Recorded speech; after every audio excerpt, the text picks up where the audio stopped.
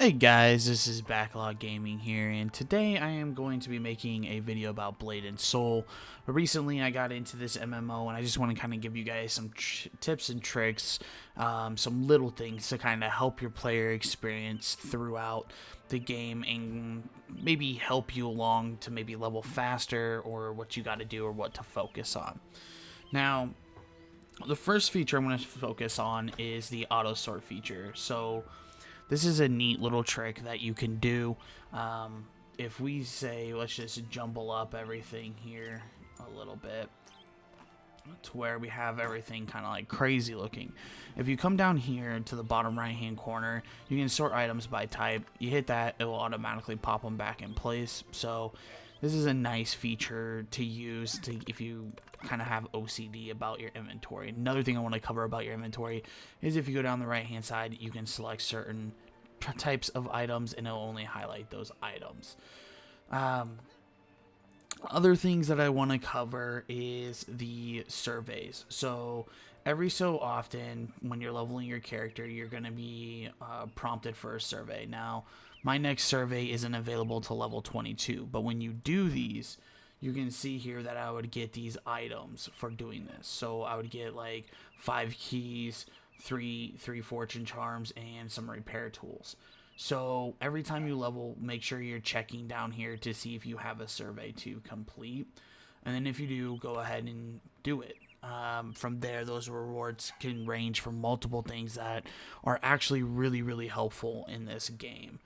Next thing I'm going to cover is that with the questing in this game, you might have to kill 10 of this mob in order to complete the side quest. Now, what if everybody is just kind of camping the spawn points? What can you do to get around this? One thing that you can do to get around this is change your channel. So if you hold Alt and you come up here to your map and you have the drop down, you're going to notice that there's 3 different channels. Now, right now I'm in a town, I can't switch channels, but I've seen this up to 6 or so to where you can change different channels. So try a different channel and see if there's that extra item that you need to collect or that extra mob that you can kill to kind of complete your quest a little bit faster than waiting for a respawn to happen. Next thing I'm covering is going to be upgrades. So in Blade and Soul, it's kind of unique that you can upgrade your weapons and your armor and everything that you have. So if I wanted to upgrade, let's say this necklace, I can come here and click on it, go to manage equipment, and it loads kind of an offering. Now when this happens, I can kind of look at this to see what I need to do for an offering, and I can do this with any piece of equipment. So when I'm here, if I want to use these rings, I can go ahead and pump them in here. And you can see the XP bar.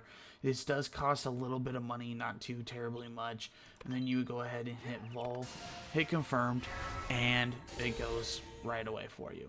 Now the main thing to know about this is that you don't have to use like sealing charms to remove the seal on the item. You can just put that in there.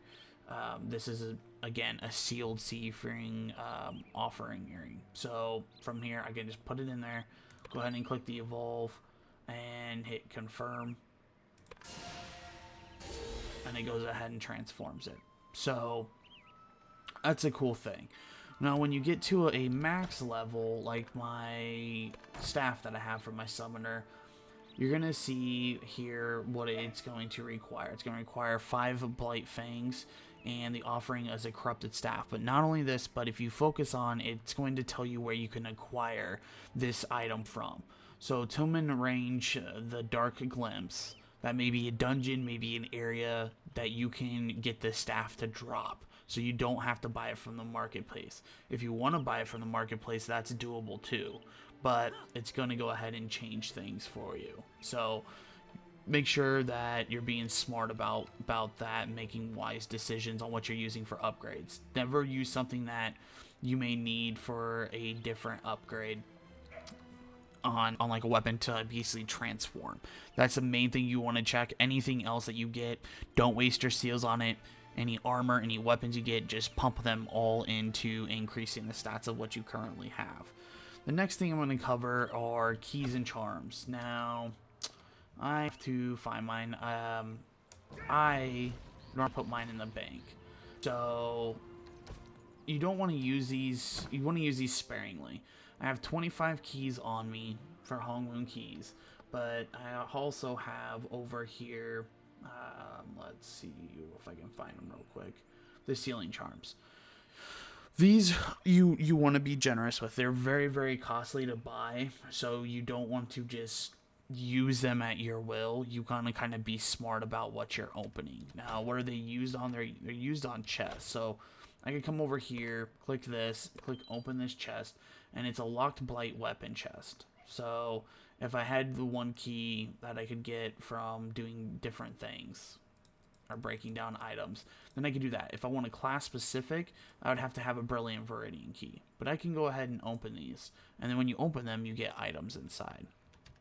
So just be careful about what you're unsealing. You only want, the only stuff that I unseal is stuff that I'm going to be, like, equipment that is used to basically increase or transform the current weapon that I have. Other than that, I don't unseal anything, and I save them because you may need them further down the line. A lot more important. I've kind of heard this be a thing that people run out, and then from there they're trying to grind money to purchase them. So be very, very wary of how you use them and what you use them on.